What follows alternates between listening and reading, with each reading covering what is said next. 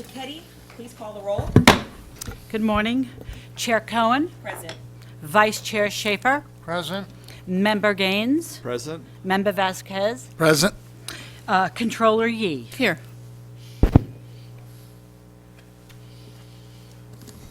A quorum is present and the board meeting is called to order. We will start with the Pledge of Allegiance.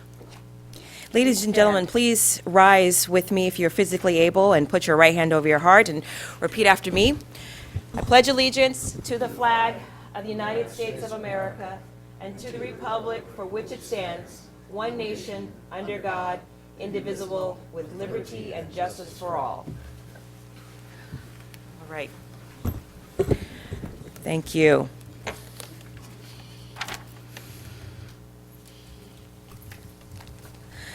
All right, colleagues, I have a few opening remarks before we take up our first order of business. I want to recognize that May is Asian American and Pacific Islander Heritage Month.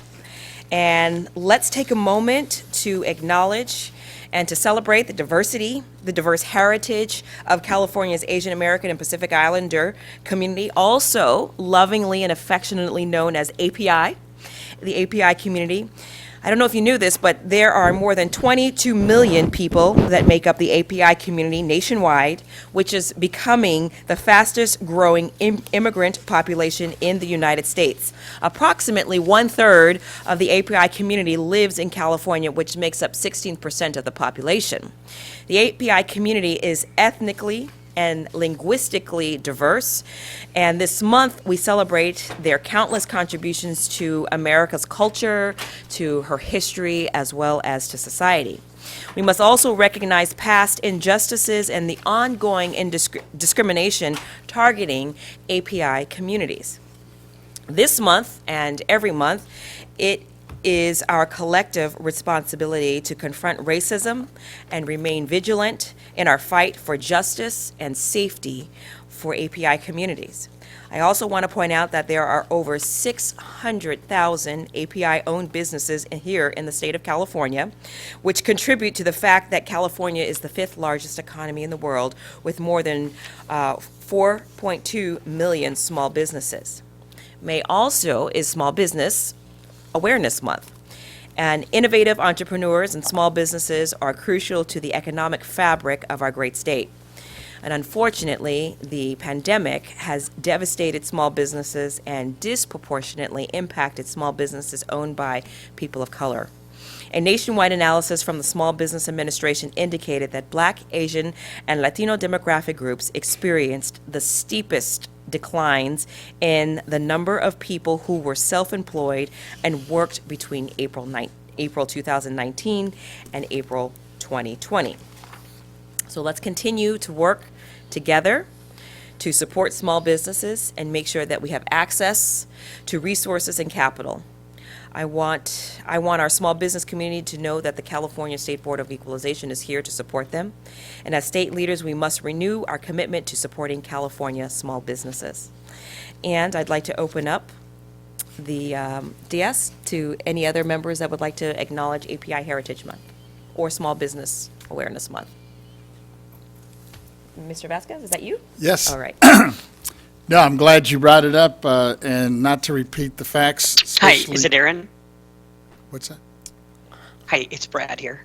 I'm sorry, that's our AT&T operator. AT&T operator, please mute yourself. Thank you. Go Okay. ahead, Mr. Vasquez. Yes, once again, I'm glad that you brought up and you mentioned the facts, especially in the growing businesses. You know, I didn't realize how many small businesses are operated by the Asian Pacific community. Not only, well, I know it's real heavy in my county of LA, but throughout the state of California. So I'm glad that you took the time to recognize them. And for those that are listening and viewing our presentation this morning, by all means, if there's anything any one of our board members can do to assist. I know given the pandemic, I'm constantly hearing from small businesses that they're struggling, especially those that are not fortunate enough to own the property that they do business in. As we see these adjustments coming forward after this pandemic, I think many of them are going to have a real tough time surviving, making ends meet moving forward. So a shout out to them, and whatever we can do as a board to assist, by all means, reach out to us. Thank you. Thank you. Colleagues, any other opening remarks? If I could? Yes, please. Yeah, thank you. I had the opportunity to attend the Papa reception and dinner, which recognizes the Asian community and South Asian communities, and trying to get them more engaged in government in the state of California. And so it's very encouraging to see that happening before our eyes in terms of engagement and how important it is for governance in the state of California. And in addition to that, I had an opportunity to go to the Family Business Association seminar. I guess it's their annual conference, but just talking about the importance of family businesses in the state, and certainly small businesses are so critical. And thank you for Chair Cohen for recognizing that. Absolutely. And I had a couple of observations.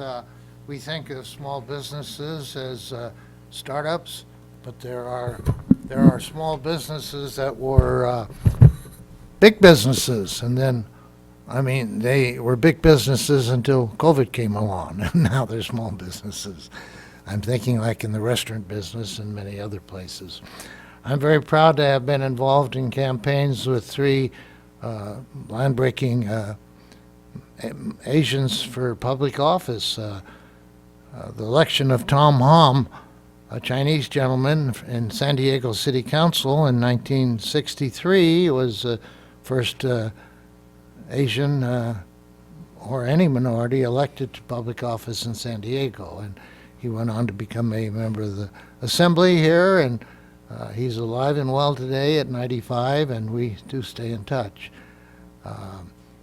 Senator Min in Orange County was record-breaking Korean elected, as was David Ryu, the first Korean ever elected to the City Council of Los Angeles. And I have been involved with campaigns of all these people, and they've all made California proud.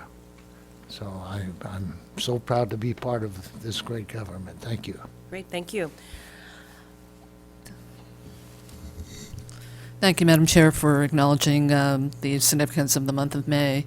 I did just want to point out that certainly here in California, we recognize the importance of small businesses throughout the state, and just want to applaud the governor for all of the small business assistance that he's been providing through the Office of Small Business Advocate and many other state agencies that have been instrumental in trying to help businesses weather the pandemic, as well as the federal administration through the Small Business Administration, and just as we continue to watch the support to the business community, that there will be new products and services that will continue to be made available to them. So I think each of us will be sharing that with our constituents respectively as those developments happen. And then also, with respect to AAPI Heritage Month, I just wanted to publicly state certainly my personal gratitude for all who reached out to the community during this very difficult time with COVID and the rise in anti-AAPI incidences through hateful acts. And I believe it's only through standing in solidarity and allyship and really just calling it out and not being a bystander that we will conquer hate in all its forms and discrimination. So just true appreciation to my colleagues here and to all the other communities who stood with us. Thank you. Okay, well, I have one more announcement. We are taking an agenda item out of order today. We will hear item L2A after item CC. Thank you. And Ms. Cicchetti, would you please announce our first order of business? Our first order of business is an announcement regarding public safety and the boardroom procedures. Good morning, Chair Cohen and members. I'd like to remind the audience to silence your cell phones and any other wireless devices. The current COVID-19 guidelines and procedures for the Board of Equalization require that all BoE employees must wear a mask while inside any BoE facility or while attending any BoE event. You may remove your mask when you are presenting before the board as a speaker when sitting at the table. Masks and hand sanitizer are available to all and can be found in the back of the auditorium. To speak before the board in person, please complete and submit to the clerk a public comment appearance sheet located at the entrance of the auditorium. If you wish to speak before the board by telephone, please dial the phone number and access code provided on our public agenda notice and follow the instructions of the AT&T moderator. After the presentation of an item on the agenda has concluded, we will identify any public comment requests that have been received by our board proceeding staff in the auditorium. Then we will identify any public comments with the AT&T operator. Then we will read any public comments received in writing in advance of today's meeting. You may approach the table when your name is called upon to make a public comment. If you intend to make a public comment today using the AT&T operator, we recommend dialing into the meeting on the teleconference line, as the audio broadcast on our website experiences a 1 to 3 minute delay. When giving a public comment, please limit your remarks to 3 minutes. Thank you for your patience and understanding. Thank you very much. Ms. Cicchetti, the first item on our agenda, could you call the first order of business? Yes. The first order of business will be item AA, adoption and special presentation of retirement resolution, retirement of Brenda Fleming and Laura Suhu. This item. All right, thank you. At this time, I'd like to invite Ms. Fleming to come up to the front. And colleagues, Ms. Cicchetti, could you read into the record the commendation?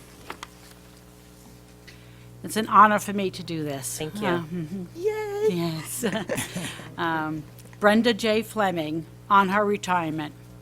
Whereas Brenda J. Fleming, Executive Director of the State Board of Equalization, will retire on June 30th, 2022, after 35 years of distinguished service to the state of California and the State Board of Equalization.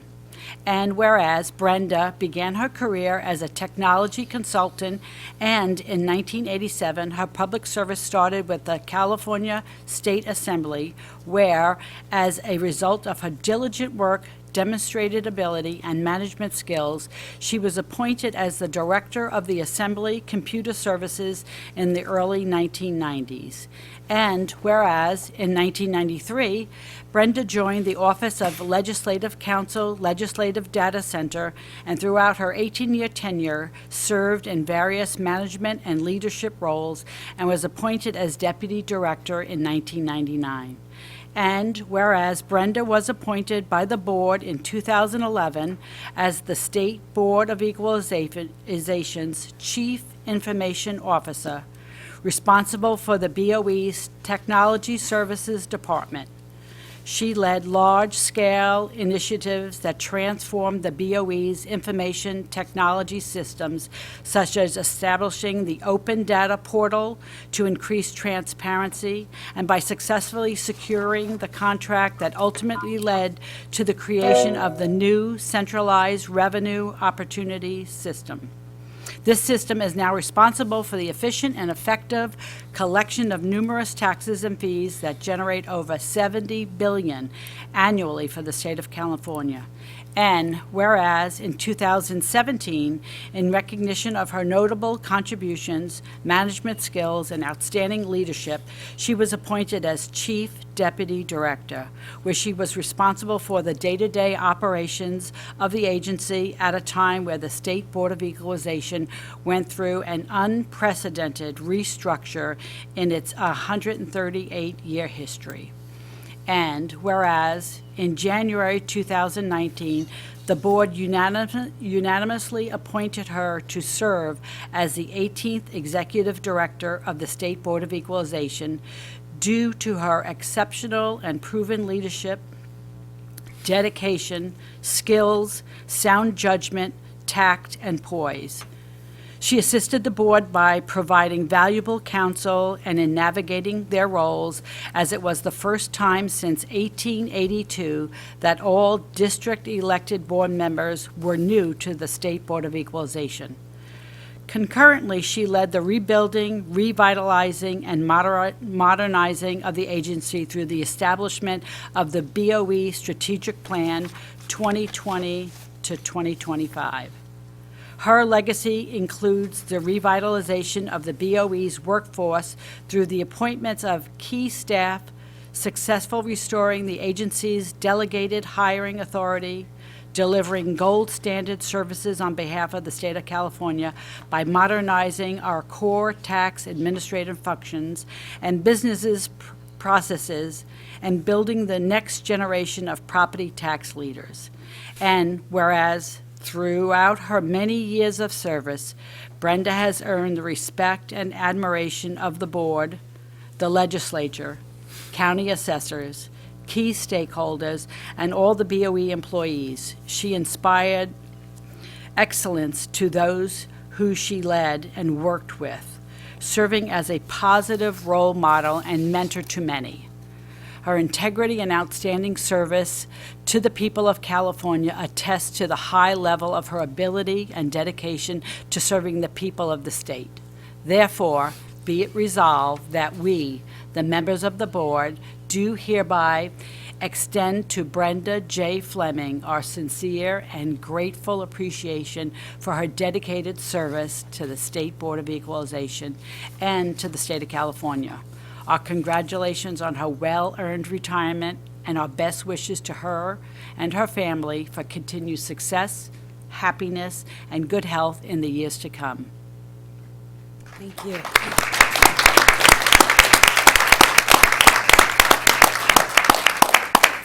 So on behalf of the board and the entire BOE family, thank you for 37 years of service to the state of California. And we consider it an honor and a privilege to appoint you as the 18th Executive Director of this amazing and hardworking organization. We will forever be grateful for your guidance as a newly elected board. It is my hope that you will enjoy your retirement. I also extend to your family our sincere gratitude for sharing you with us and the state of California for the last 37 years. Thank you very much, and I'd like to give the members an opportunity to say some brief remarks. Thank you. Thank you all for your comments. Member or Controller Yee. Thank you, Madam Chair. Thank you very much, Ms. Fleming, for just really an outstanding career with the state of California. And I want to just note that your appointment as the 18th Executive Director of this organization came with many challenges. And I would say that probably the one attribute that you exemplify that will stand out as we think back around that time, particularly when this board was first elected to my colleagues, is your grace in terms of just how you led this organization with a lot of uncertainty surrounding you, how you continued to strengthen the relationships that we had with our control agencies, and also never losing sight of the mission of this organization in terms of serving the taxpayers of the state of California. So I hope this is a time that you can have returned back to you. It was a sacrifice, and these positions require a lot of sacrifice. And I know that it has for you, what that's meant to you and your family. And certainly during this time of the COVID pandemic has not been easy. And so I just have tremendous gratitude for what you've been able to do for this organization, even prior to becoming the executive director. Your contributions, particularly in the whole IT arena and technology arena, those are legacies that will continue. And so with the state of California. And I really just hope that this is a time that you can completely sever yourself and not have to think about being attached to your phone, but your accessibility throughout this whole time has been stellar as well. So thank you, and just all best wishes for a really healthy retirement, and to you and your family. Thank you. Thank you. Controller. Thank you. Much appreciated. Thank you. Vice Chair. Yes, I appreciate the fact that you go to any length and be anywhere to get the job done. Just a week ago, you were down in my office in San Diego, and that's about as far as you can travel, and in your work. I offered you lifetime passes to the San Diego Zoo. I've got 4 of them every day. Indeed. I must remind you that's my life, not your life, so you better hurry. Indeed. And it's really charming to have somebody of your experience and energy to help us do our job better. Thank you. Thank you. Thank you for your kind words. I'd like to just also chime in and, like was mentioned by my colleagues already, I think you just stepped up at a time, at least for all of us, when we first came on board, all 4 of us were new. And I think you did just such an outstanding job to guide us and to mentor us. And I know, at least when I was the chair, you were very helpful and instrumental in guiding me and making sure that we were doing everything as correct as possible, given the changes and the restructuring of the BoE. And I guess for me, as I think back of what, if I had to describe, I guess the 3 most important things that you delivered to me, and I think to this board, was really communications, communication, and communication. You were so good about making sure that we were kept in communication, not only as the leadership, but then even just as a regular board member. And I really appreciated that. And I know during that pandemic, it was very difficult for not only us as a board, trying to meet through this virtual technology, which many of us, I know myself, are not real techies. And I know you coming from that school and work experience really was really helpful. And moving forward, I'm hoping, and I know you've already expressed this, but I'm hoping that you have some decide, or at least your family convinces you to turn off your phone a little bit, because I know you're still saying that you want to stay in contact with us, but I'm hoping you have the opportunity to really enjoy your dad. You mentioned that your last you want to spend a little bit more time with your dad, and of course with your husband, and just your family, because I know when you take these commitments, while these are full-time jobs, in many cases it's like 24/7, and so I know that the bear it takes on your loved ones as well. But I'm looking forward to at least having a phone conversation with you down the road, and hopefully hear some of the great things that's happening within your family.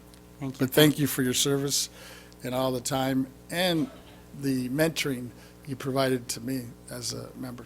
Thank you. Really Thank appreciate you for it. your kind words. Thank you. And Senator Gaines.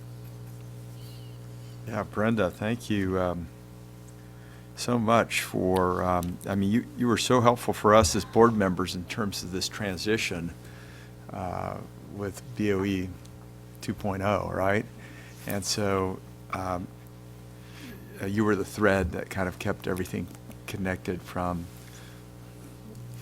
the old BoE to the new BoE. And of course, as was mentioned, all 4 of us were newly elected. And so I just want to thank you for your leadership through that transition time, which was very challenging. But look how things have turned out, how well the BoE is operating, and how we've got talented people in all the different segments of the BoE.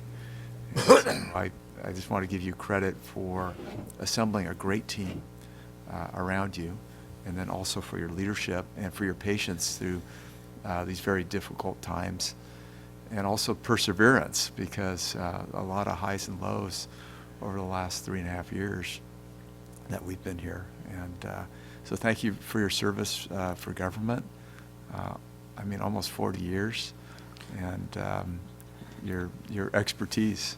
And I just wish you the best in retirement, and I know you enjoy doing things with your husband, so hopefully he's getting healthier by the day, and you'll have a wonderful golden years of your retirement. Thank you. Ms. Fleming, the floor is yours. Thank you. Thank you, members. I am so moved and touched by your kind words. I'm not an emotional person, but I'm just so full with joy and with such gratitude for what you've done and the relationships that I've had with you collectively and individually. And if I may, I don't want to be disrespectful, but I want to turn and just acknowledge for those that are here, if you can hear me, thank you all. It has been a great pleasure to serve you, to have worked alongside of you. It has been one of the great joys of my life. So whenever God calls you to have an opportunity to do service for Him, one steps up. It is easier to obey and just accept that calling, because then when you're following what the Lord is asking you to do, at that point, He takes care of everything else. So while you all are giving me kind words of great gratitude for the things that I've done, I can't take credit for that. I'm just a servant, and it's my pleasure to serve as a Christian person working with you as a human. And as a citizen of California and as an employee of the BoE in this great state of California. So I thank you all, because it's been a great joy to have served. For lots of personal relationships here, so thank you for those of you who are here back in the legislative days and in all aspects of what we're doing. It's been a great pleasure. Members, again, I thank you for the opportunity to serve you. It's been a great joy and a great pleasure. So thank you. And I do look forward to spending time with my family and to the next chapter of service. I'm retiring from state service, but certainly not retiring from continuing to be active and participate in other areas. So I look forward to what's next. So thank you all. I'm very moved. Thank you. Thank you.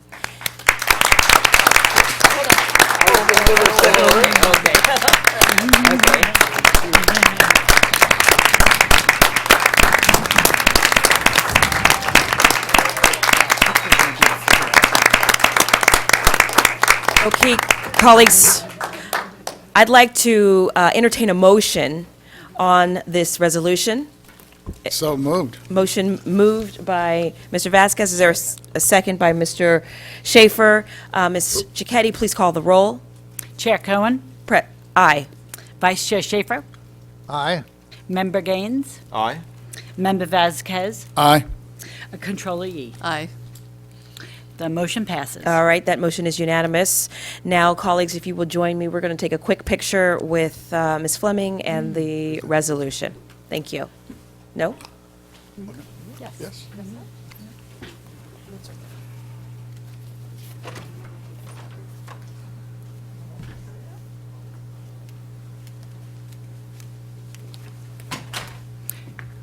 I'd like to call a recess at this time.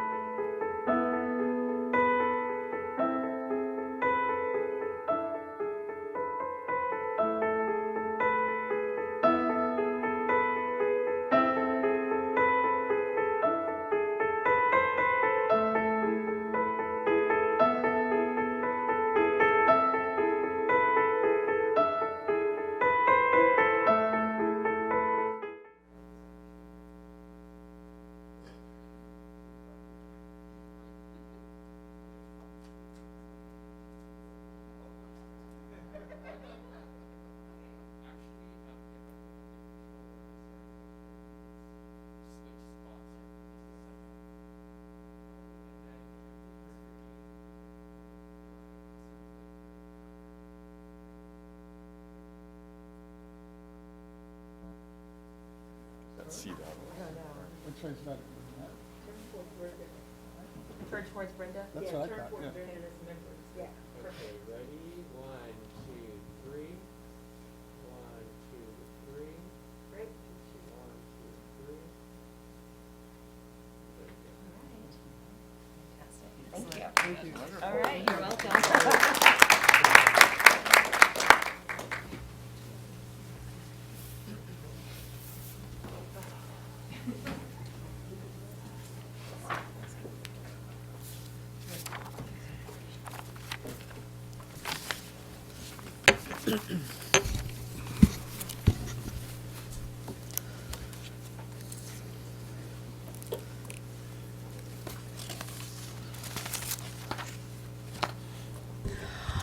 All right, ladies and gentlemen, let's come out of our recess, back into full session.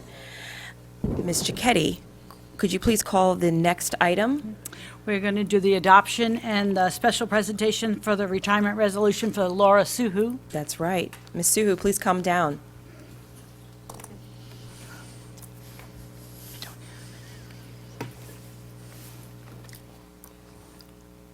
Wonderful to see you this morning.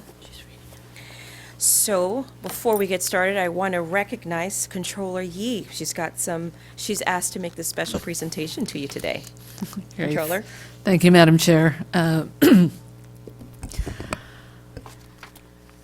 think when we celebrated Ms. Fleming just now, and as our 18th Executive Director, it is not lost on us that for the success that each of us has, that it really is highly reliant on the support and the caliber of people who are there working with you. And I want to just take this special moment to acknowledge Laura on this occasion of her upcoming retirement. I've known Laura all the years that I've been a part of this organization, and I can say that I just have such a kinship to her because she's one of these relatively quiet members of the team here at the Board of Equalization who just has withstood the test of time because of what she gives every day in terms of her public service to the people of California. And it is not lost on me that as we acknowledge Brenda Fleming as our 18th Executive Director, Ms. Stowers our 19th Executive Director here at the Board, but Laura has served over a third of them. In terms of the trust and confidence that executive directors have had in her skills and her knowledge of the organization, and also just her amazing insights and honed from experience, yes, but also about just always what's right in terms of our mission of this organization. She is someone who is trusted. She has been truly resourceful at every turn with every position that she's held here. And I think certainly serving as executive assistants to any executive director or special assistant to any executive director, her discretion and professionalism is really unparalleled. And she's taken that really throughout every position that she's held in this organization. She has worked in almost every aspect of this organization, including starting as an office assistant in the Sales and Use Tax Department, and even for a short period served as our Sergeant-at-Arms here in the boardroom. And there's no job that is not something that Laura is willing to step into because the need is there. And what I just wanted to say to you, Laura, before we actually read the resolution into the record is you really do exemplify the highest in professionalism in public service. I have never, ever seen anyone question your judgment, question just who you are in terms of how you present yourself to anyone in this organization, at any level of this organization. You have also really made the Board of Equalization shine in terms of just some of the activities that this board has been known for, particularly our food drives and how we are not just about serving the taxpayers of California, but also about serving our local community here in the Sacramento region. And lastly, I will say this about Laura, and that is, someone who has been in public service for a long time. I look at just where our rising stars are, and generally they're the people who don't really make a lot of noise. And I can just say, Laura, you have been a star of this organization. I see a lot of nodding heads behind you who acknowledge what I'm saying because they know it to be true. But also, as you retire from this organization and retire from state service, please know how much we appreciate you, how much your service has meant in terms of the success of this organization. And I personally just want to thank you for being such a model of what public service is and can be. And you have exemplified that it truly is the highest honor with what you bring to your work every single day that you have been here. So congratulations, and really I extend my all best wishes for a healthy and happy retirement. Thank you. Thank you. And also, I'd like to, at this time, join the entire board and the BoE family in extending our congratulations to you for your 24 years of service for the state of California. Thank you for everything. You've supported approximately 5 executive directors. I know that is no easy feat, and as a result, have been extremely instrumental in keeping the ship steady. You've done it with style and grace, and every now and then a treat. So, want to thank you for the parting gift. She gave us cookies, which was very sweet and thoughtful of her. I think it speaks to who you are. You are leaving us and bringing us a gift, and that deserves recognition. And we wish you all the best in your retirement, and thank you sincerely for your dedication of service. Let me turn to my colleagues to see if there are any other comments. Vice Chair Schaefer. Well, you know, the way to a man's heart is through his stomach. Cookies at home. It's nice to have you always with us. Whenever I come to Sacramento or whenever I'm online, you're there, and that's important. Thank you. Thank you.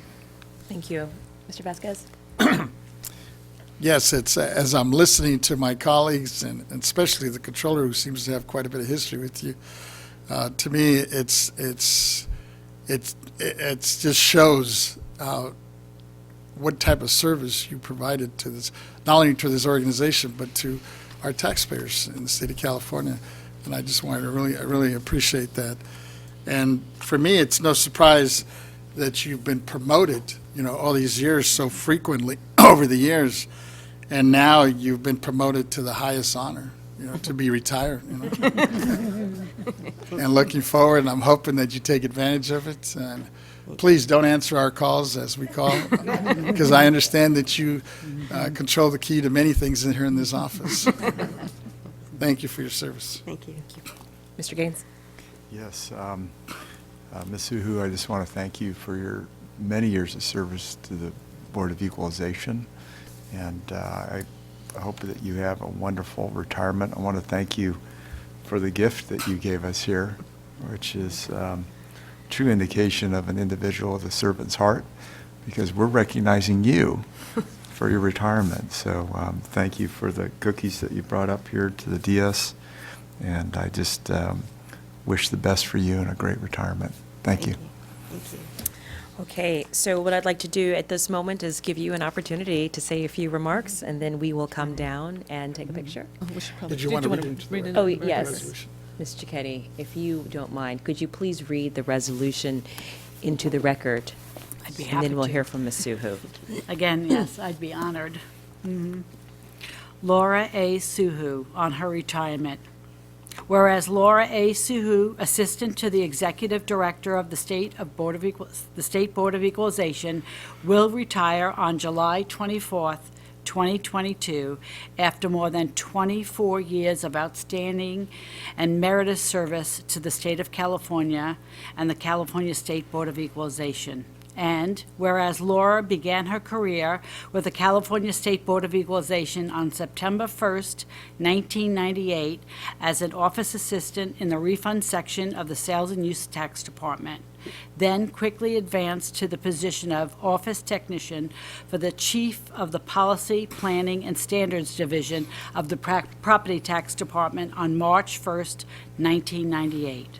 And whereas in recognition of her diligent work and demonstrated ability, she was promoted to the position of Executive Secretary 2 in the Appeals Division of the Legal Department on November 1st, 2000, and immediately thereafter was promoted to the Staff Service Analyst with the Policy, Planning, and Standards Division in the Property Tax Department on December 26, 2000.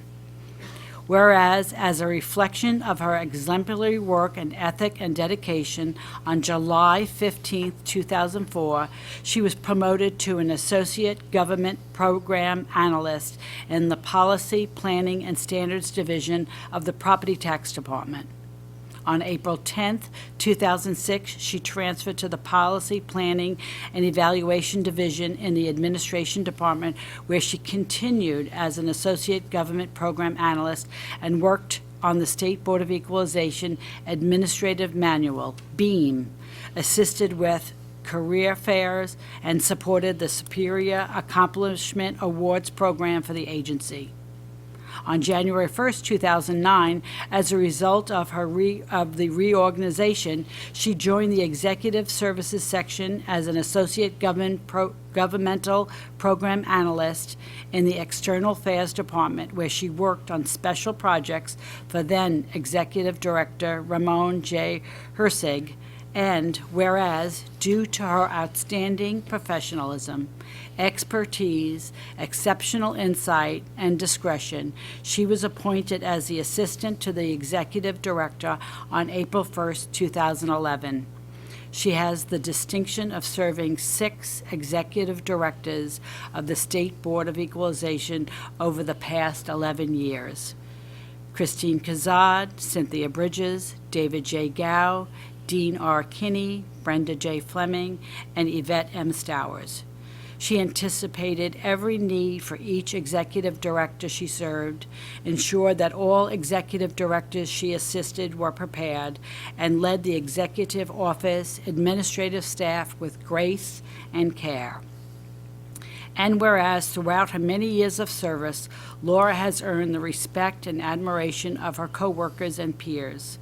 Laura's contribution included significant involvement in agency-wide activities, including serving as the chair for the Bring Your Kids to Work Day program in 2001, the co-chair of the Food Drive in 2007, the Sergeant of Arms for the State Board of Equalization meetings from 2001 to 2005. Her integrity and outstanding service to the people of California attest to the high level of her dedication and skill in serving the people of the state.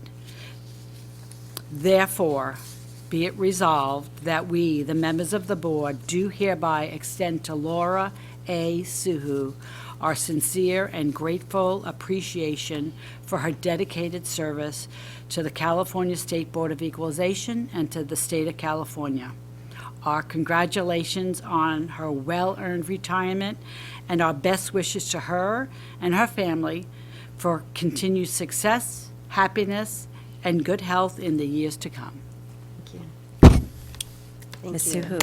Let's give you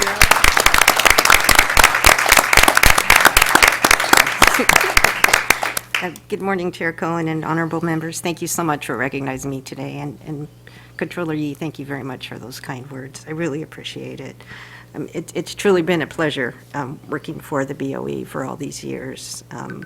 I would like to thank Brenda Fleming for her wonderful leadership and friendship, and also for Ms. Stowers for being our new executive director. It's going to be good. I will miss working with everyone, and just thank you very much. Appreciate it. That's it? Oh, it's, okay. Well, we're going to take a short recess. We're going to come down and take a picture with you, and then we'll get started again. We're in recess. Thank you.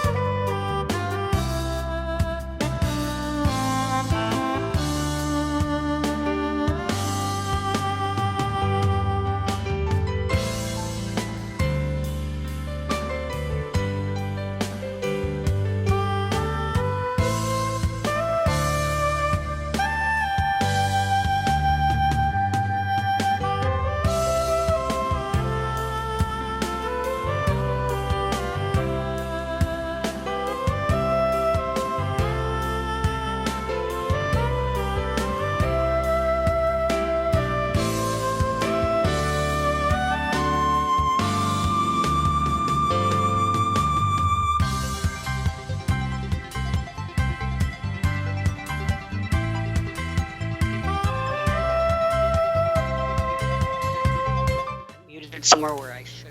I'm sorry, that's our AT&T Yeah. operator. We're having some technical difficulties No in the problem. background, so. All right, can we go back in? Yeah. All right, let's come out of recess. It's 10:53. I'd like to accept a motion, entertain a motion for the resolution.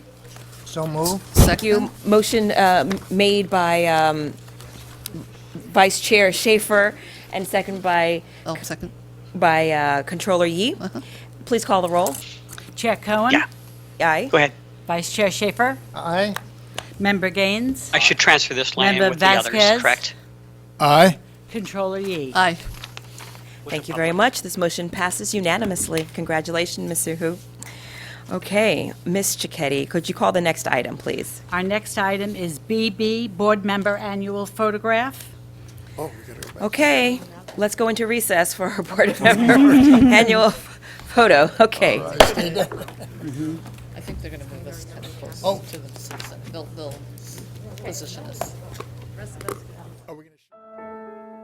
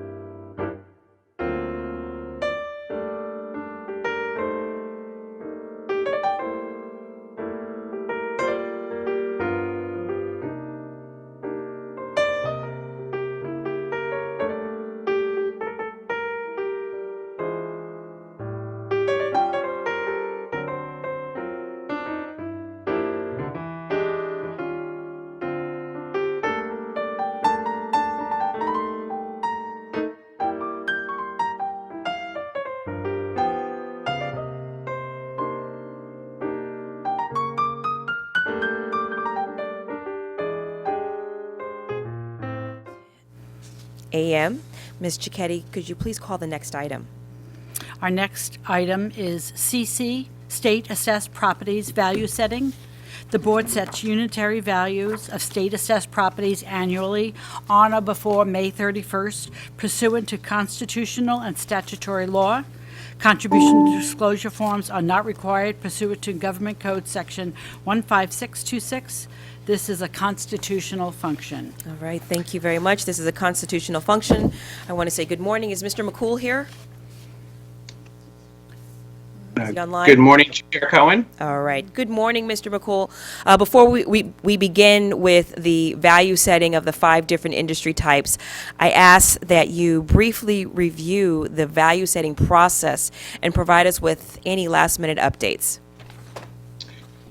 Thank you, Chair Cohen. Chair Cohen and members of the board, my name is Jack McCool, Chief of the State Assessed Properties Division. Before I provide a brief review of the process, I would just like to take a moment to personally thank the entire State Assessed Properties Division staff for all of their hard work and dedication. All of our units have been working at full capacity to complete their work during the busy season. And I just want to tell staff that their hard work and long hours are very much appreciated.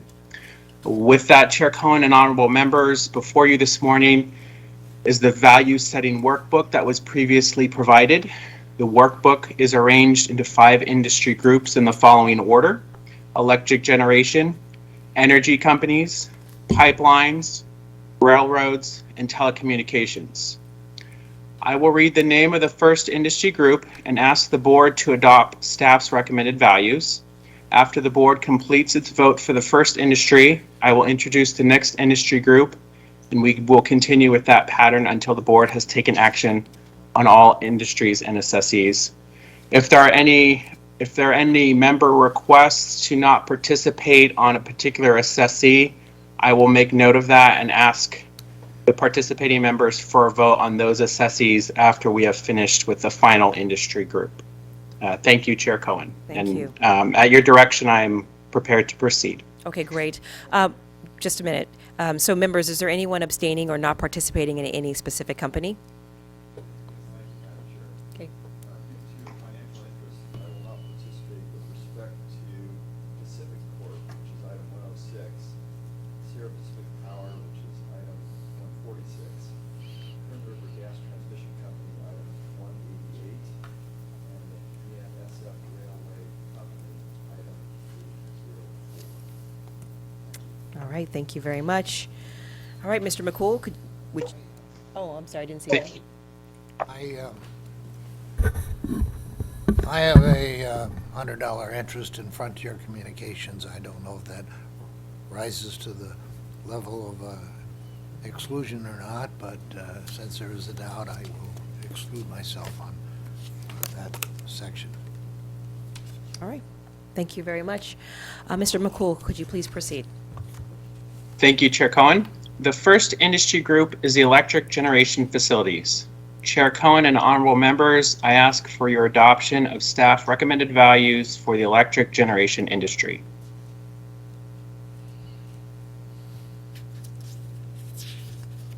All right, colleagues, is there any discussion? Madam Controller? Any comments?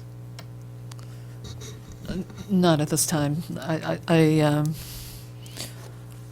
I guess, Madam Chair, what I just wanted to be sure we were doing, and this can be for the future, but as we adopt these values, because many of these actually are sustained without any appeal through the end of the calendar year each year, is maybe have a little bit more color and texture as to the values in a discussion forthcoming in future value setting.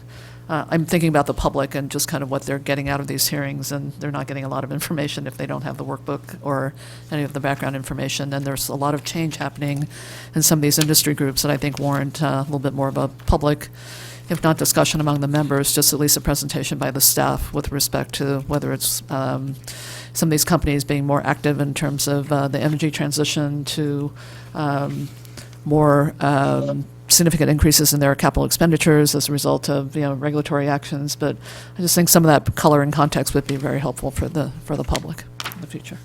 So do you want Mr. McCool to go into any more detail? I don't know if he's prepared to, but probably not this time. I'm just kind of more in, I mean, I always put myself in the shoes of the public about what they're seeing in these hearings, and it's essentially a vote and without a lot of context. So if he's prepared to do that, that's fine, but if not, I don't want to put him on the spot either. All right, thank you. I'm sure Mr. McCool is pretty prepared. He's always prepared. Well, I will say, Controller Yee, that we did attempt to provide some additional information for both the members as well as the public in our March Industry Trends presentation this past year. It was our intention to provide some of the highlights of the trends that each industry is facing, including the increased capital expenditures you mentioned for the gas and electric industry.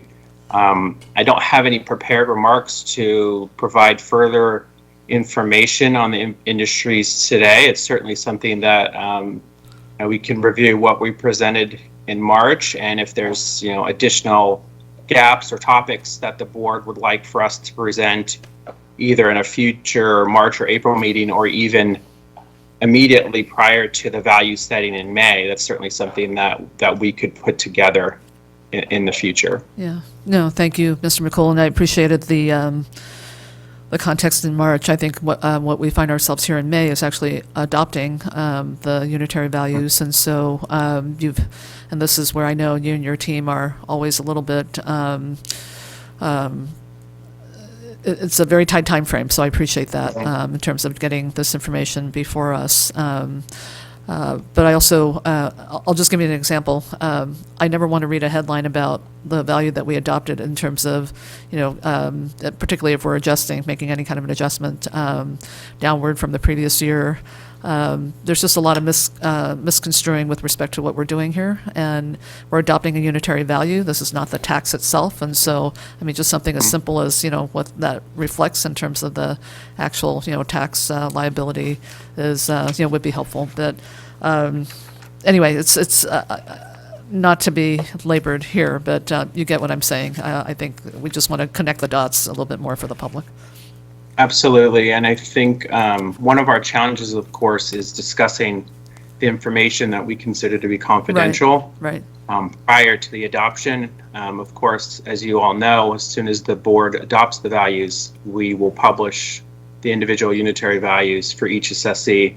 So I think it's always a little challenging from our side to provide some numbers before adoption. I'm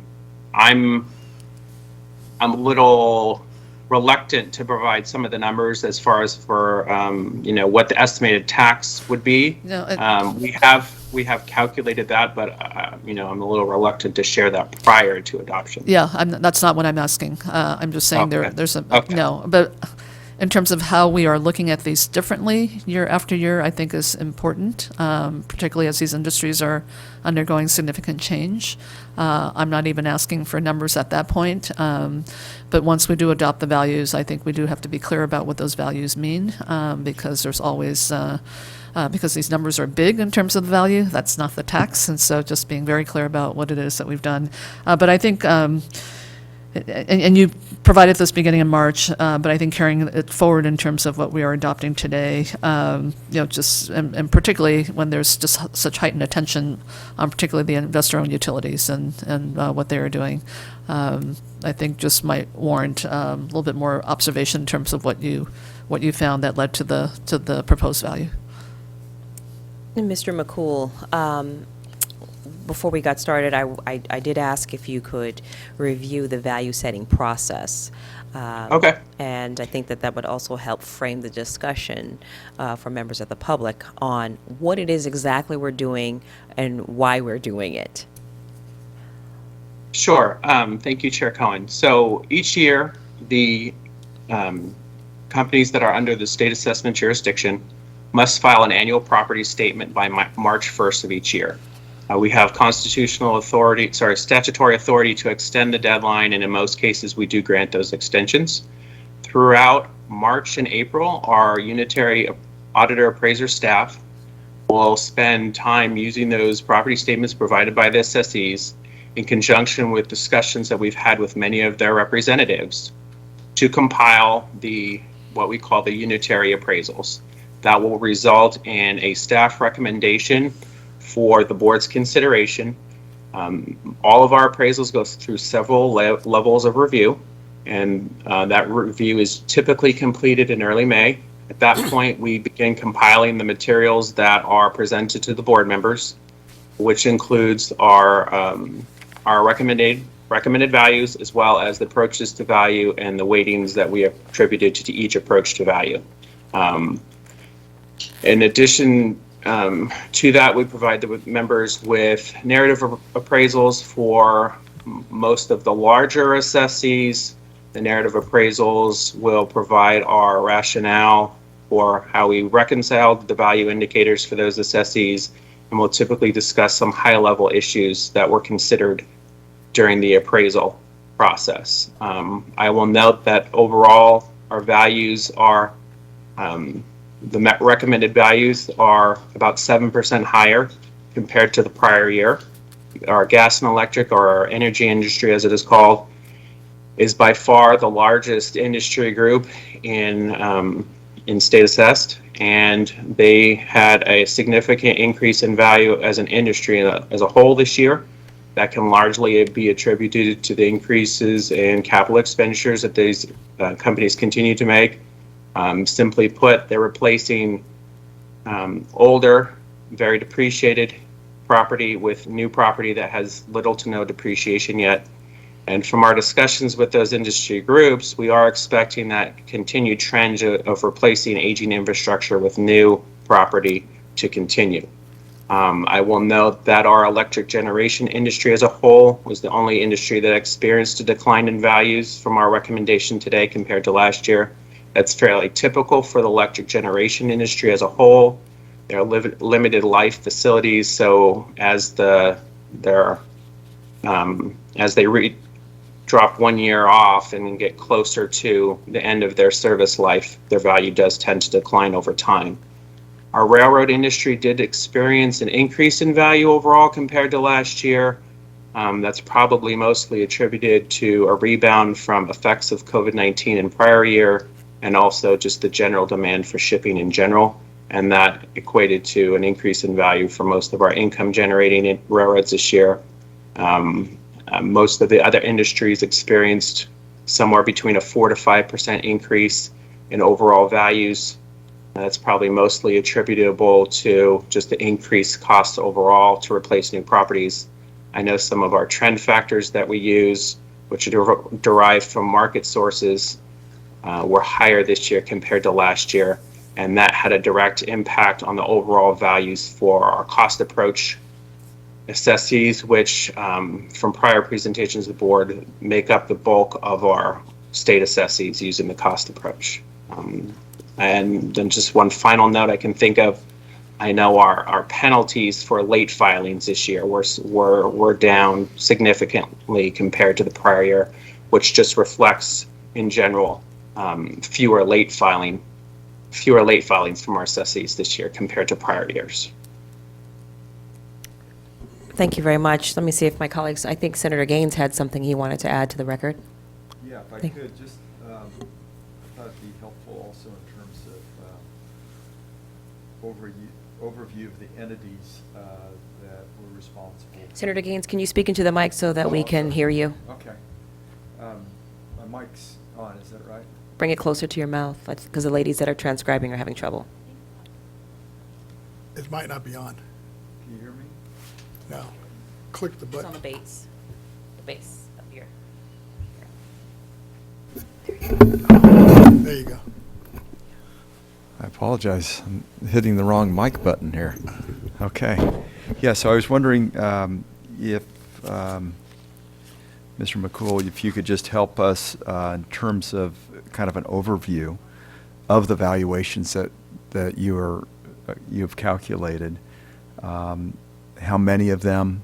I know you've got categories here, so we see gas and electric, 100 to 199, but cumulatively, if we go through each of these different groups, local exchange, pipelines, railroads, electrical generation, inter-exchange, wireless, how many entities are we determining value for in this binder that you've provided us?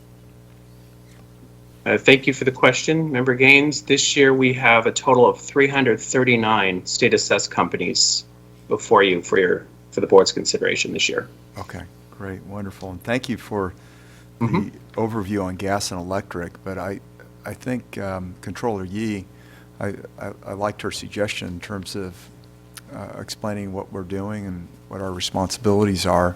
And in particular, and I'm not saying at this meeting because I don't think we're prepared for it, but maybe you could help us in terms of what's happening from a trending standpoint. So, for instance, if we're looking at gas and electric and we're seeing declining values in certain areas and increasing values in other areas, is that an indication that, we're looking at depreciating the nuclear facility in the state of California, and we're increasing, a lot of capital is being spent on solar, for instance. Is that something that you could provide to us in a public hearing, just to provide an overview for our constituents? Thank you for the question, Member Gaines. I'm not sure that the reporting that we receive would allow us to break down increases versus decreases in specific property categories within a specific company, or even as an industry-wide. That's something I'd have to take a closer look at. I don't believe we necessarily have. We may have the level of detail, but it may require a little bit more work or analysis from our staff to compile that in a format that I could present. Okay, I think that I'd like to hear from my colleagues too. I know from my perspective that would be helpful. So we just have a sense of what sort of infrastructure is being put in place, and because we're seeing the valuation of those items, right? So it'd be nice to know, are we building more pipeline in the state of California, or is it pretty static and we just determine the value of existing pipeline? Same thing for railroads, certainly for what's happening with electricity and gas. Thank you, Mr. McCool. Thank you, Thank you. Senator Gaines. I just want to, first of all, recognize some of the comments that the controller has made. I think that it's incredibly important for us to be transparent, and this unitary value setting exercise that we do on an annual basis is a core function of our role on the Board of Equalization. So what I'd like to do is to recommend to Director Stowers that that we consider the controller's comments and build upon Mr. McCool's comments today by highlighting industry-specific issues and challenges and incorporate it into our annual presentation about the unitary value setting. Thank you, I appreciate that. All right, Mr. McCool, so you're looking for a motion. So what I'd like to do is entertain a motion to move the staff recommendation for the value setting for the electric gentrification facilities. Is there a second to this motion? I'll second the motion. All right, second made by Controller Yee. May we have a vote? Yes. Chair Coe? Oh, excuse me. Oh, that's we right, need to go comment, to the yes. AT&T, yes. Well, may I make a suggestion? Why don't we go through everything, and then we'll take public comment on the entirety of each and every motion, if that's okay? Yeah. I think that's acceptable, Mr. Nanjo. We'll go through. Yes, that should be fine, Chair Cohen and board members. Okay, great. So we've already got a motion made. We've got a second. Let's go ahead and go to the second item for consideration. Mr. McCool. Chair Cohen, just to clarify, are you going to vote for the electric generation, or should I just continue to do? What I'd like to do, I'd like you to do them all, and we'll take it all as one vote. Okay. One public comment section. Okay. Is that okay? If that's Mr. McCool, hold on, please. Chair Cohen, members, honorable members of the board, if I can assist here, because we do have some members who are recusing themselves for certain votes, I'd recommend we take them by group, as Mr. McCool suggested. However, if the board wants to hear public comment at the end, they can do that The challenge is you have to have public comment before you do the vote. Understood. So Understood. in this context, you're probably better off just doing public comment, vote, public comment, vote, public comment, vote. All right, thank you very much. Okay, so Mr. McCool, I don't know if you got all of what Mr. Nangel was Yes. saying. What we're going to do Yes. is we're going to go ahead and go to public comment, and then we will take up our vote, and then we will hear the next section. Alrighty, we have not received a request to make an in-person comment or received any written comments for this item. We can go to the AT&T moderator for public comment. AT&T moderator, please let us know if there's anyone on the line who would like to make a public comment regarding this matter. Thank you, and if so, please press 10 at this time.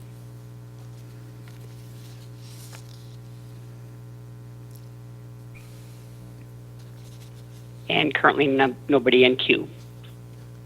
Thank you very much. All right, so a motion has been made, a motion has been seconded. Let's go ahead and call a roll call vote. Chair Cohen, Aye. Vice Chair Schaefer, Aye. Member Gaines is,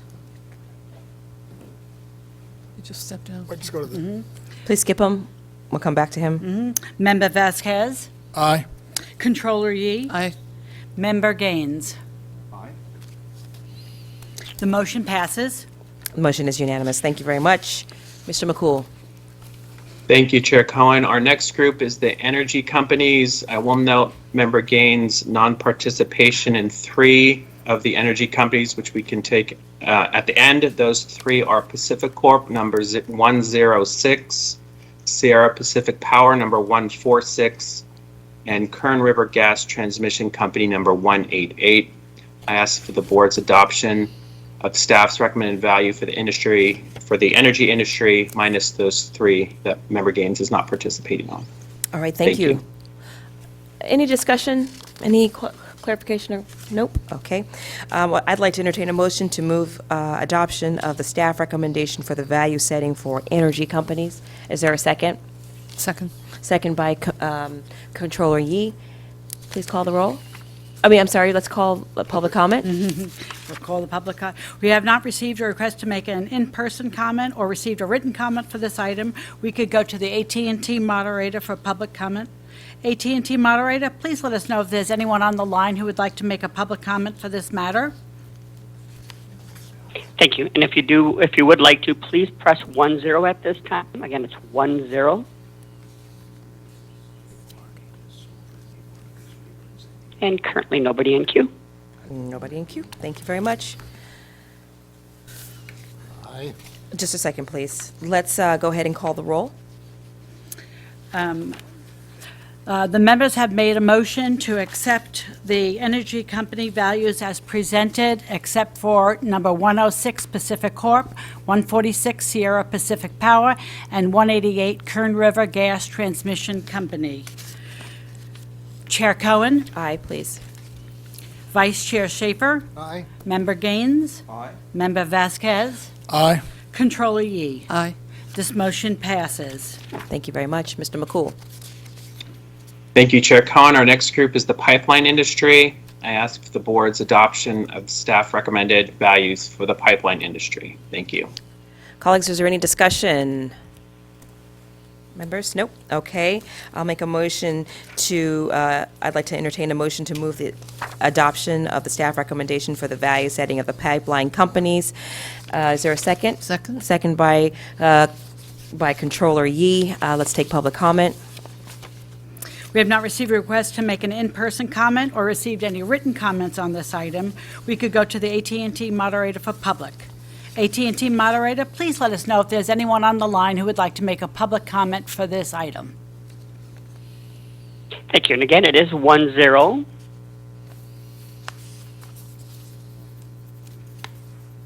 And nobody in queue at this time. Nobody in queue? All right, thank you very much. Please call the roll. Yes, the motion is to adopt the pipeline company's value as presented. Chair Cohen, Aye. Vice Chair Schaefer, Aye. Member Gaines, Member Vasquez, Aye. Controller Yi. Aye. The motion passes. Thank you very much. Motion passes unanimous. Mr. McCool, the fourth one. Thank you, Chair Cohen. Our next group is the railroad industry. I ask for your adoption of staff's recommended values for the railroad industry, noting the non-participation of one company for member gains. That company is BNSF Railway Company number 804. All right, thank you very much. Seeing that there's no discussion, let's, I'll take I would entertain a motion to move adoption of the staff recommendation for the value setting for railroad companies. Is there a second? Second? Seconded by Controller Yee. Let's go to public comment. We have not received a request to make an in-person comment or received any written comments on this item. We can go to the AT&T moderator for a public comment. AT&T moderator, please let us know if there's anyone on the line who would like to make a public comment regarding this item. Thank you. Again, it's 10 at this time. Currently not in queue.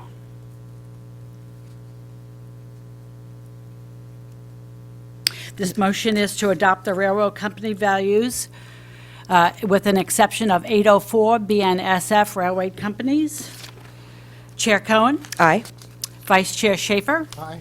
Member Gaines? Aye. Member Vasquez? Aye. Controller Yee? Aye. All right. Motion passes. Thank you. That motion is that motion passes. Mr. Vasquez? Just for the record, I noticed when you open up and you make the motion, you say you're entertaining the motion. So I don't know if for the record, is that clear? Is that legal? I don't know. Shouldn't we be making the motion as opposed to, because if you're entertaining a motion, one of us should say, so moved, right? Is that correct? That's technically correct, but Doesn't matter. If it doesn't matter, I'm okay she's with it. making the motion as well because she's calling for a second, and you wouldn't call it for a second unless you make a motion, so, yeah. I'm good. I just didn't want it to come back to us later. No, thank you All for right. the clarification. Thank Okay. you. Thank you very much. I want to thank Mr. McCool and the entire staff that you lead, the staff of the State Assessed Property Division, for your diligent work. This is not easy. I know it's very, very tedious. All the appraisals, the reports, the analysis that are before this board for our consideration, you guys have expertly pulled together. I also want to acknowledge that this is the third year that you have done it, been done in a very challenging COVID-19 work environment, and I think that we're getting it down. we know how to execute our core functions, and I want to know how much I have a deep appreciation and acknowledgement for the work that's being done during these very unique circumstances, so unique that they may become our new reality. So I'm sure that my board members and colleagues join in expressing their appreciation for your hard work, and just want to always publicly acknowledge that. Thank you so much. I appreciate it. Thank you very much. Very much appreciate that. All right. Could you please call the next item? It's our fifth I'm and sorry, last. Chair Cohen, yes. our final industry group is the telecommunications industry. I ask for the board's adoption of staff's recommended values for the telecommunications industry. My apologies, yes. I'd like to make a motion to move. Sorry, Chair Cohen, to interrupt. Mr. McCool, I believe Member Schaefer mentioned that he wanted to recuse himself from Frontier Communications, which is one of the entities in this group. Okay. Thank you, Mr. Nanjo. Thank you, Madam Chair. Members, the final industry group is telecommunications. Ask for the board's adoption of staff recommended values for telecommunications industry, with the exception of number 201 Frontier. Thank you. Is there any discussion?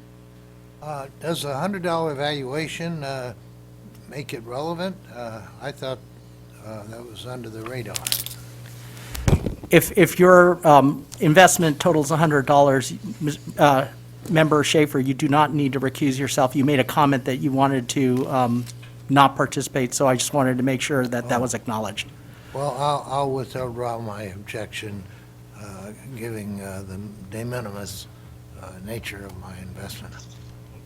Okay, so Thank- for the thank record, you. he will be participating in this vote. Yes, and Jack, you may want to restate it and restate the motion that it's for the entire telecommunication group. Thank you for the clarification, Member Schaefer, and thank you, Chair Cohen. Okay. Mr. McCool? Thank you. I ask for the board's adoption of staff recommended values for the entire telecommunications industry. Thank you. Thank you. Let's, a motion to move adoption of the staff recommendation for the value setting for the entirety of the telecommunication companies. Is there a second? I'll second. Thank you. Seconded by Controller Yee. Let's go to public comment. We have not received a request to make an in-person comment or received a written comment on this item. We could go to the AT&T moderator for public comment. AT&T moderator, please let us know if there's anyone on the line who would like to make a public comment regarding this matter. Thank you. And if so, please press 10 at this time. And currently nobody in queue. All right, thank you. Thank you very much. Ms. Cicchetti, could you please call the roll? So the motion is to adopt all of the value settings for the telecommunication companies. Chair Cohen, Aye. Vice Chair Schaefer, Aye. Member Gaines, Aye. Member Vasquez, Aye. Controller Yi. Aye. Motion passes. Excellent. Thank you very much. Okay, Mr. McCool, please pass on my gratitude to your staff. Thank you. We have one more vote to do. Okay. Chair Cohen, finally, members, and as Member Gaines has declared non-participation in 4 companies, I ask for the board's adoption of staff's recommended values for those 4 assessees. To review, the 4 assessees are Pacific Corp. number 106, Sierra Pacific Power number 146, Kern River Gas Transmission Company number 188, and BNSF Railway Company number 804. Thank you. Thank you very much. All right, I will entertain a motion on the staff recommendation on the 4 assessees that were read into the record. Is there a second? Second? Thank you. Seconded by Controller Yi. Let's take public comment. We have not received a request to make an in-person comment or received any written comments for this item. AT&T moderator, please let us know if there's anyone on the line who would like to make a public comment regarding this matter. And to make a public comment, again, please press 10.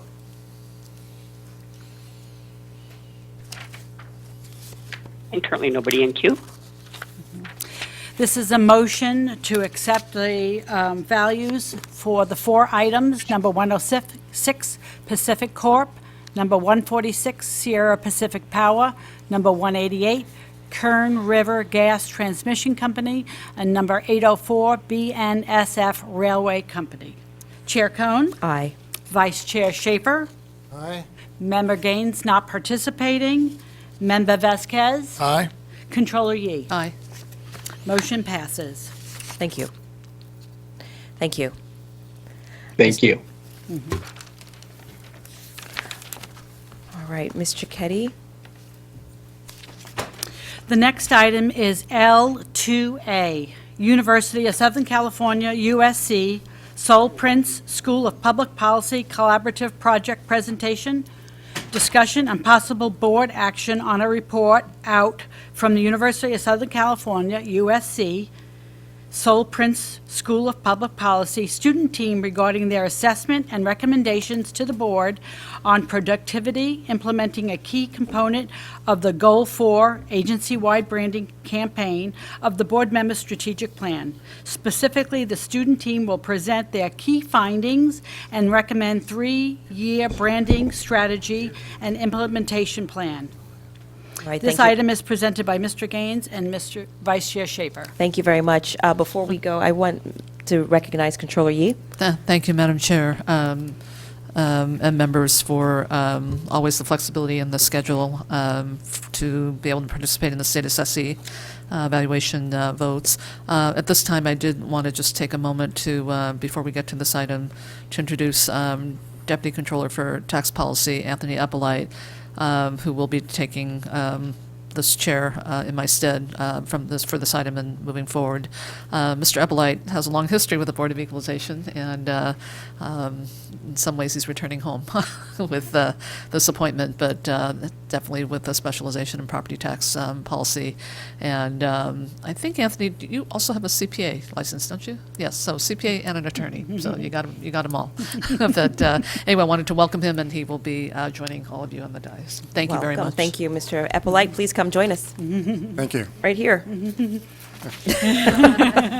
Right here in the hot seat. You got to fill these big shoes up here. Thank you, Controller. Thank you very much. Have a good day. Thanks, everyone. Okay, as Mr. Eppolite takes his seat, I want to just recognize the students that are going to be presenting today. Welcome. Welcome to the chamber. Welcome online. It's good to see you. And the floor is yours. You may begin with opening remarks. Okay. Hopefully you can hear me correctly. So good morning, Chair Cohen and members of the board. My name is Ebony Jeffries, and I want to start by thanking you for allowing us to come and present to you with myself, along with my colleague Sarah Claire, who is online. We are presenting to you on enhancing brand awareness at the California State Board of Equalization. So our goal today is to provide you with a high-level overview of our semester-long capstone project at the USC Price School, and then at the end of our presentation, we'll open it up for questions and comments. So we started our project by first acknowledging what the BoE does. From there, we looked at what the BoE, or what people think the BoE does versus what the BoE actually does following the constitutional amendments of the Taxpayer Transparency Act. And then I'll pass it to Sarah, who will continue for us. Great, thank you, Ebony.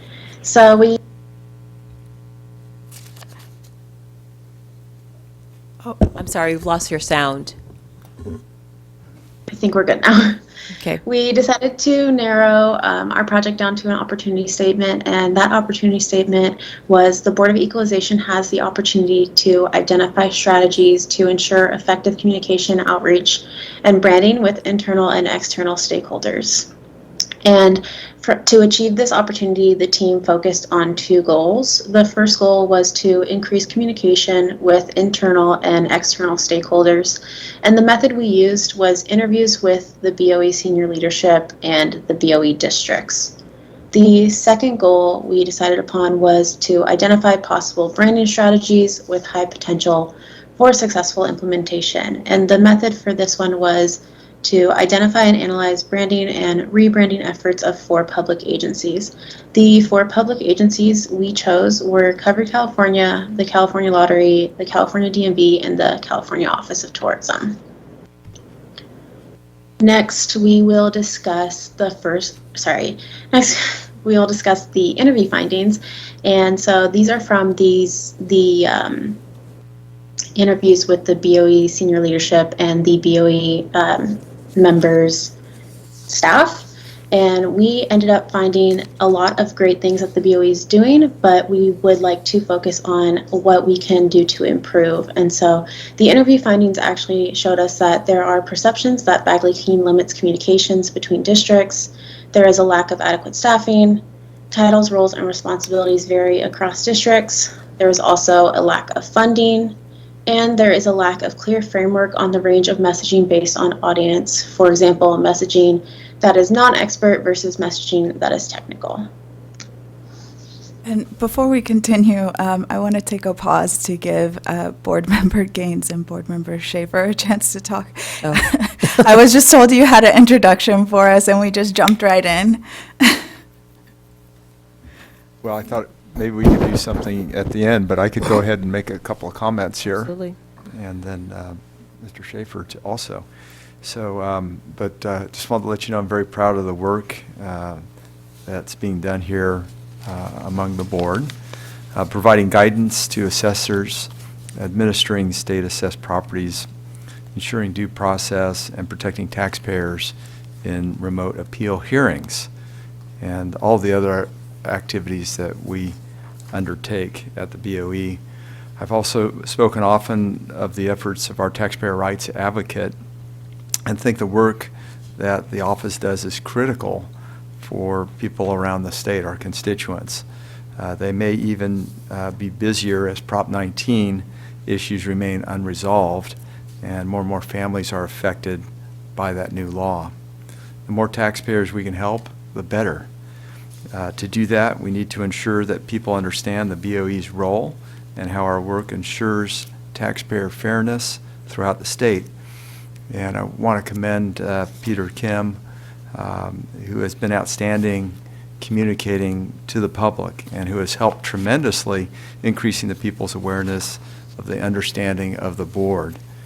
Recently, we had an opportunity to collaborate with with you, Ebony, and Sarah, with the USC Price School of Public Policy in an academic project to gain their insight on how the BoE can take advantage of these additional opportunities as we're learning right now.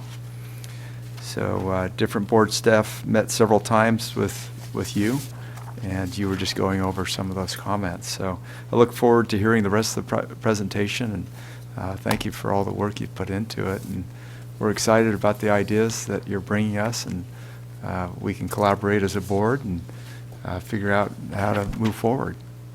Thank you. Thank you. Thank you. Well, in addition to our taxpayer advocate within the board, many of our assessors have their own taxpayer advocate system too, so we are overworking ourselves to be sure taxpayer has somebody to talk to. I'm a little skeptical when you start off telling us what the public thinks we do and then what we actually do. That's interesting, but I sort of think the public doesn't have a clue what we do. I'm always being asked, what do you do? And I'm sort of feeling like I should ask them, what do you think we do? And I would exactly say we don't have a clue, you know. We are the only such entity in the United States that is elected. So they should have more of an interest than somebody in Arizona or Nevada might have, and because that's just part of the bureaucracy over there. Here, we're part of the elected leadership. I would also like to tell you that I personally knew Saul Price. He was a fellow lawyer practicing as I was in the 1960s. He took $50 million from his estate in 2011, which is about 12 years ago, or 11 years ago, to fund the USC Price School of Public Policy. And among the other things he did is he founded something called FedMart, which only federal employees could shop at back in the 40s or 50s. And then he founded the Price Club, which became very famous, and that became Costco. So he's been a busy man during his life, and his law partners are friends of mine too, and they were investors. Mr. Schaefer. Movers and shakers. Mr. Schaefer, come on. Oh, well, I'm very happy that you've come to us today because I've heard of the good work you're doing, and I can hardly wait to see what you have to tell us. Thank you. Perfect. Thank you All for right. the historical context.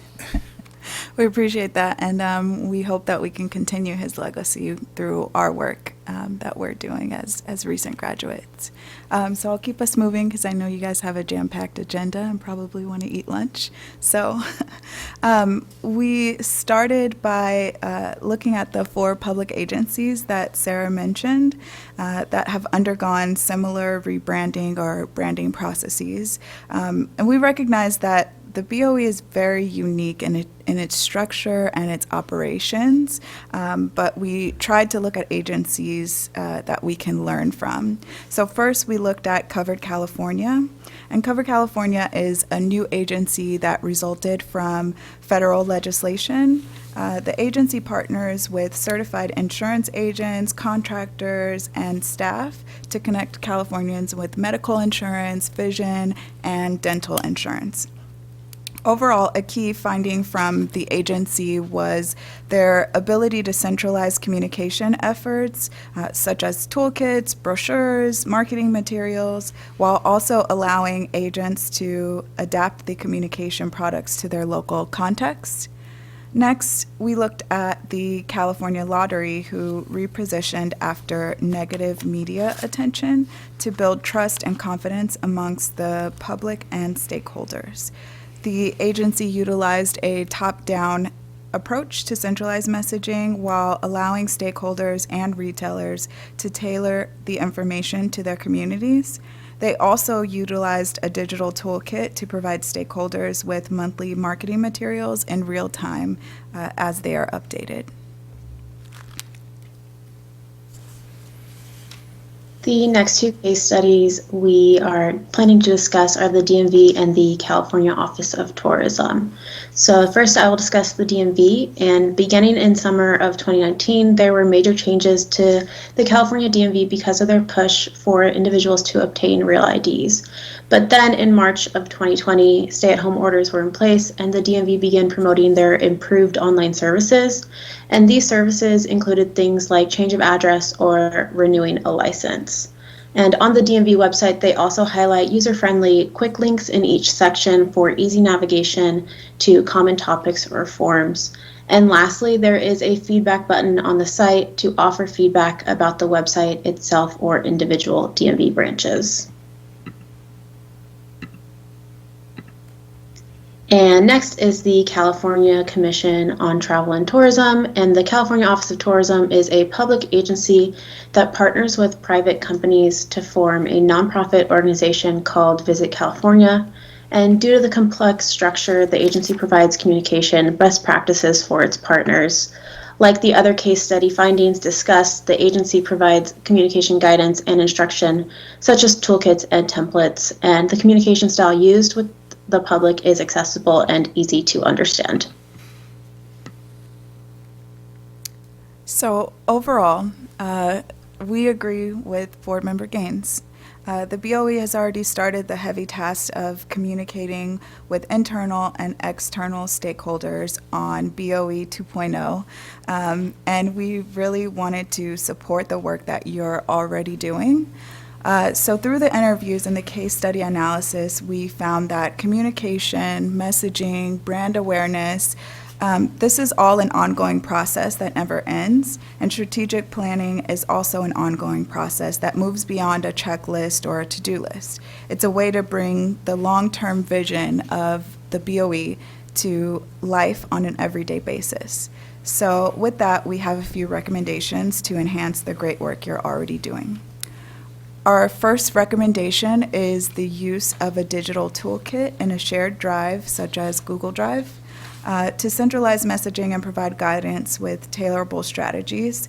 This allows the agency staff to serve as a resource and a hub for branding and communication messaging. Using a digital toolkit, districts throughout the state can have real-time access to messaging materials. This also creates room for districts to share samples of media they have created in accordance with agency messaging. By focusing on centralizing the messaging with tailored strategies, layers of confusion can be removed when it comes to the communication duties of the agency and districts. The second recommendation is to standardize roles. The interviews showed a desire to simplify the organizational structure and standardize job titles throughout the districts. We've looked at this kind of as a two-pronged approach. So the first part is a staff logistics meeting to discuss communication strategies between districts. And these would be routine meetings that happen preferably after the board meetings. And this would include agency staff as well as a district representative to leverage resources and gather communication messaging. The second part of this approach is to standardize job titles. And we understand this is a lengthy job, this is a lengthy process. So in the meantime, we recommend an online district directory that includes name, job title, job description, and contact information to help districts establish better lines of communication for logistical purposes. And lastly, we recognize the need to have non-expert messaging. Controller Yee mentioned this earlier in some of her remarks in regard to the public conversation. So we recommend that the team standardize easy to understand talking points and resources for non-expert audiences. And this would create digestible talking points and resources that explain the complexity of tax programs based on the constituent group, especially non-expert audiences. By focusing on non-expert messaging in everyday educational materials, board members, agency staff, and district staff can ensure equitable distribution of messaging throughout the state. And so with that, on behalf of my 4 colleagues whose names you will see on the screen, I would like to thank you for the opportunity to share our high-level analysis with you. We've learned so much about the complexity of the tax program and the complexity of the work that you all do, and I'd like to open it up for questions and comments.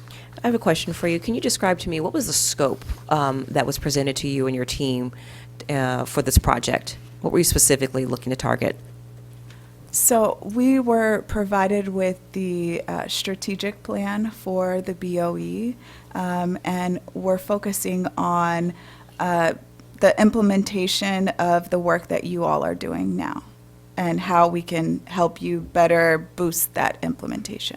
So the implementation of the strategic plan, it wasn't about branding of the Board of Equalization? Yes. Well, the strategic plan mentioned the ways in which you all are doing your branding, as we referred to it with the staff as BoE 2.0, so that phrase kind of sticks in my head. But thinking about some of the ways in which you guys can boost the strategies that were outlined in the strategic plan.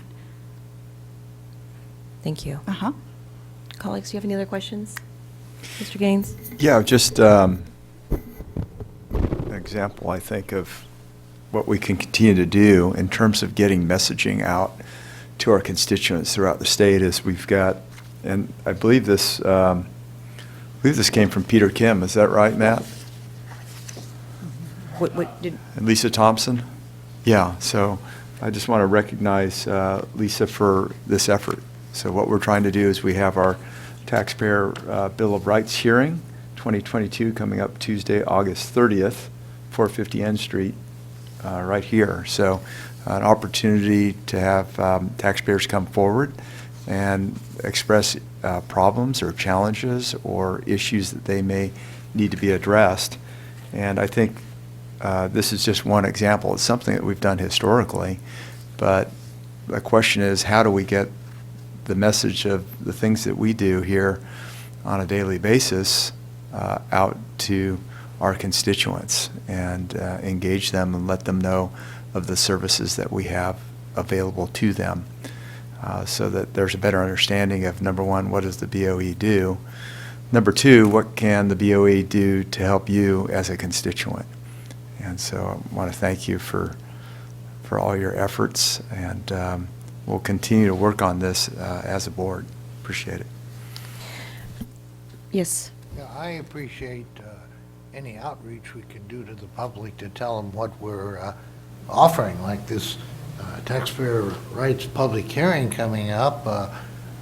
Hopefully, Mr. Kim's office might get something into internets, and we have put notices in post offices. We're not going to be having a parade or anything, but I'm afraid we're all being a little too silent, and it's work like you're doing to see just where we are that is so helpful.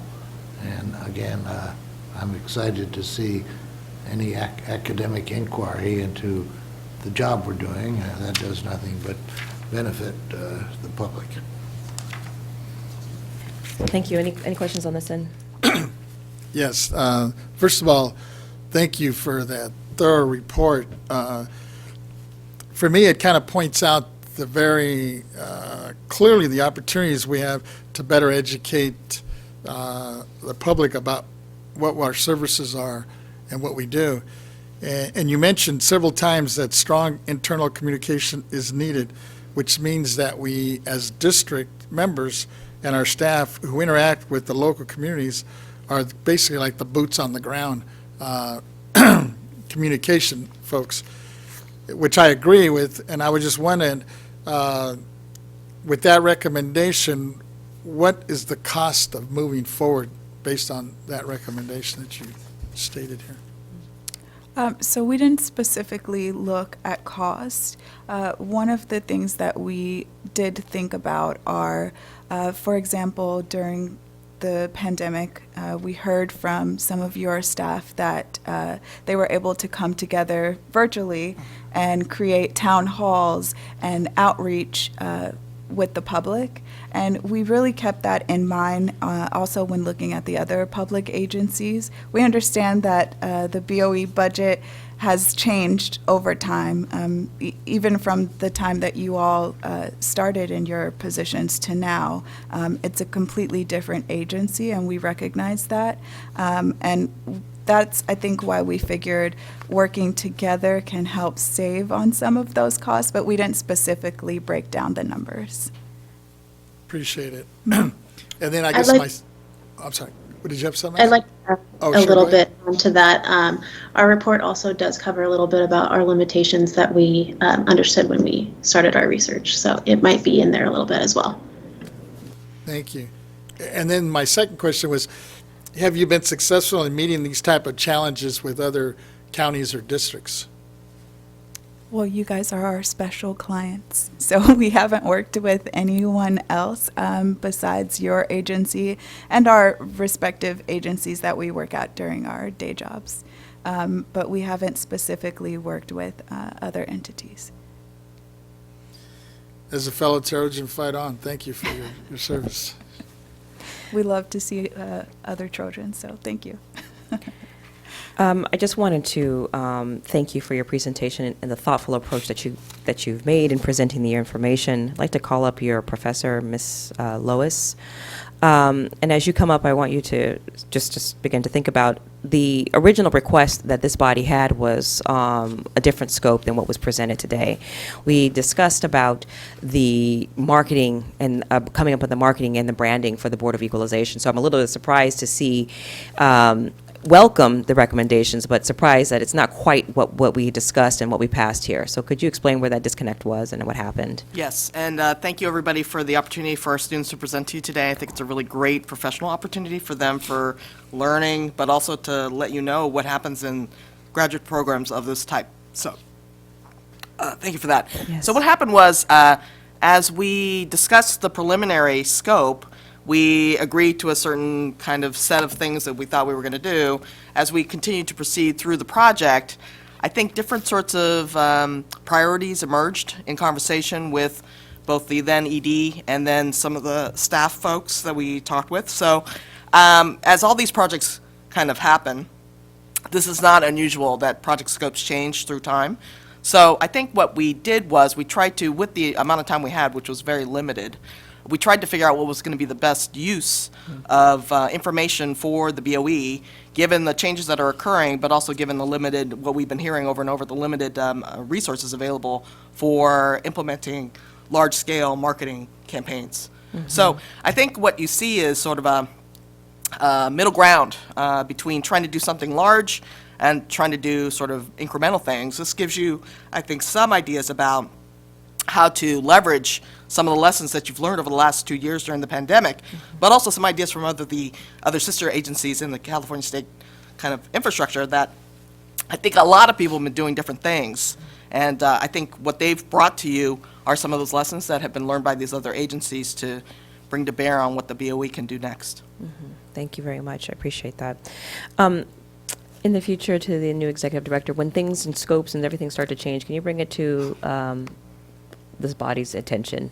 Because that was not my understanding about what was going to be presented or what was asked. And I just was unaware that there were any kind of challenges or anything that apparently arose that changed the scope. I appreciate it. Thank you very much. And to the students, you guys have done an outstanding job. One of the key things in life that I have learned is that you have to be flexible and be able to rise to the occasion.